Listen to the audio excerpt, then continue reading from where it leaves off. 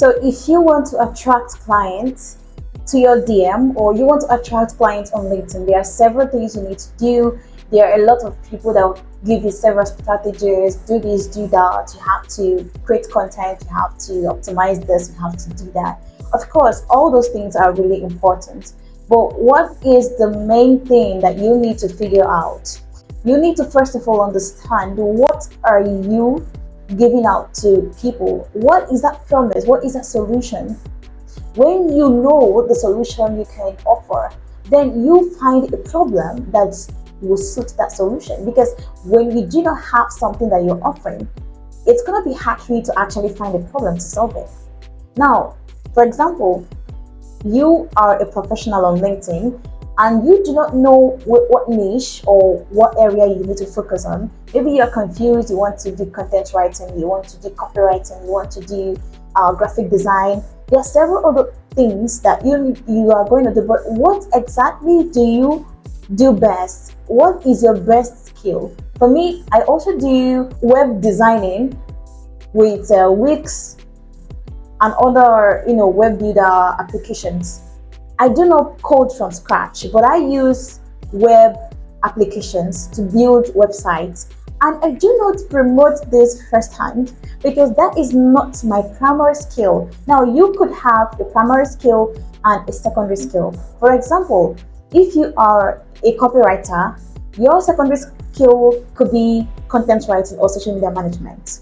And now you do not have to promote all those things at once. I tell people this: you don't have to promote all your skills at once because it's going to confuse your audience on exactly what you have to offer. For example, if you have a meeting with a client or you hop on a call with someone, and then at the end of the day or in between the call, you notice that, for example, you are a copywriter and you hopped on a call, you scheduled a call with a client or a prospective client to have a meeting about you working for his company or her company or organization or for services.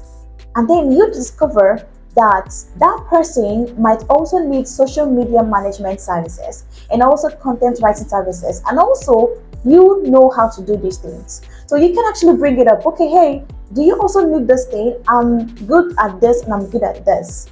Now you are bringing in your secondary skill in the meeting because you have discovered that this person actually have this problem that you need to solve as well.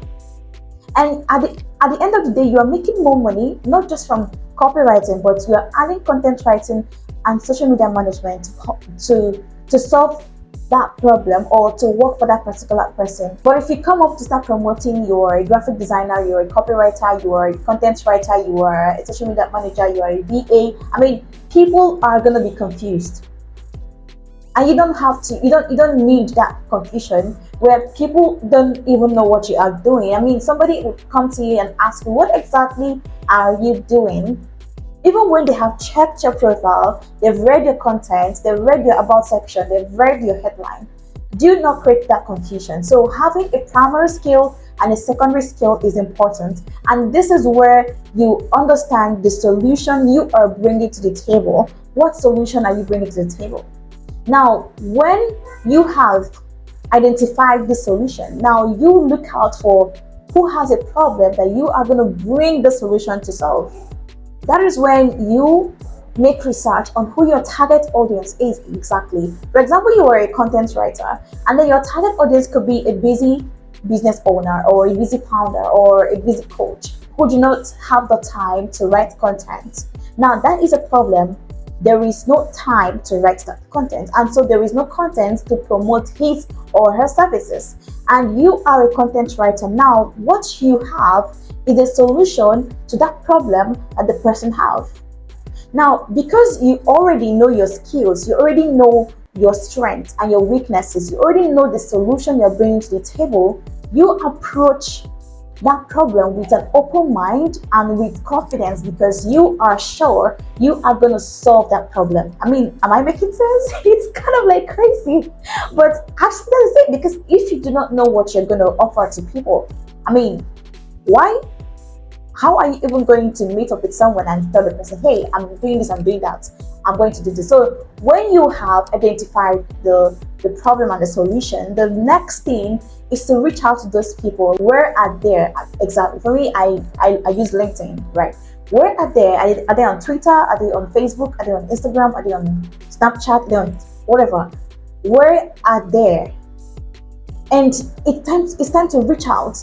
Having a beautiful content on your LinkedIn profile is not enough for somebody to message you. You need to do the reach out to people in the industry or people within the industry who you think are people that are going to pay you for your services, people you think have a problem that you can solve. And then when you have analyzed all those things, you need to have, it's good to have a drafted template that you follow, but make sure you are constantly reviewing those templates to see if they are actually making sense or not. Now, I have talked about having a clear solution, and I've talked about addressing the problem.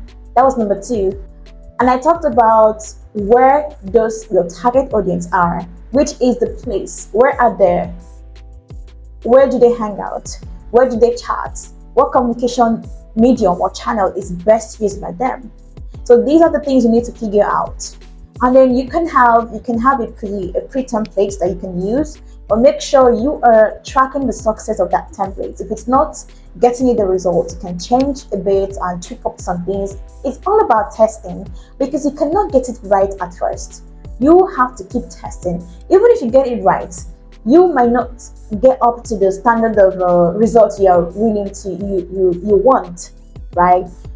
But then when you are constantly reviewing and testing, it's going to be easy for you to understand better how and what works. And then when you are done with this step, let's say you are already trying to draft some things. Now you need to really know your target audience, not just about where they are and who they are. You need to know what age brackets do they fall in. What gender do you want to focus on? Do you want to focus on just men, just female, or you want to focus on unisex? You want to focus on both genders. What language options? French, English only, and all that. What country, what region? These are the things you need to understand. What is the stage of their problem? Are they in stage 1? Are they in stage 2? Are they problem aware, or they are not problem aware? Problem aware are people who are aware of the problem that they have. They are actually seeking solutions, and maybe they haven't found the solutions, or they have used a bunch of things, a lot of things, and it hasn't worked for them. And then people that are not problem aware are people that don't even know they have that problem. For example, somebody comes on LinkedIn and posts a content, and that content has a lot of stuff. It's stuff together. There is no white space. There is no punctuation. It's just like a huge sentence, like 3 or 4 in one. It's going to be hard for you to read and understand that content. Now, somebody who does not know that's not a good practice might not really understand or know, because he or she might think, okay, I'm just posting, I'm making a post and I want to post. But as a content writer or someone who wants to solve that problem, you have seen that this person has a problem, but they might not know. So it is your duty to find out how you can help them, whether they are problem aware or they are not problem aware. So these are the things you need to figure out. Now reach out to them, reach out to your target audience, because they really need you to reach out to them to solve the problem, but they might not know, right? So when you reach out to them, have a conversation. You don't have to be salesy, you don't have to be pitchy. There are cold DMs and cold messages and all that. It's different. You don't have to be too pitchy. Reach out to them and have a candid conversation, and a conversation that connect people with people. Have that sincere conversation, not because you want to get something from them, or because you want to understand them better to know if you are going to help them solve their problem or not. And so these are the little things that you might have neglected, or people do neglect. You need to really put into consideration if you want to attract clients on LinkedIn or any other social media. Several social media platforms have different ways of attracting clients, and it's different. But for LinkedIn, this is how you can do it. Have a good content on your profile, optimize your page, and use these strategies I just highlighted. And actually, it's going to be a very good one, and I can't wait to hear your results. Let me know in the comments if you are struggling to attract clients on LinkedIn, or you're struggling to get jobs on LinkedIn. Let me know in the comments, and let's see what we can do. I could share more tips on this topic in depth to assist you or help you to overcome that challenge. Also, don't forget to subscribe to my channel and check out this playlist right here.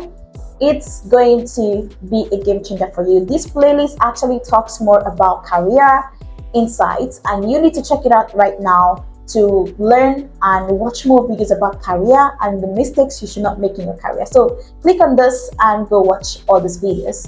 Thank you so much for watching. I'll see you next time. Bye.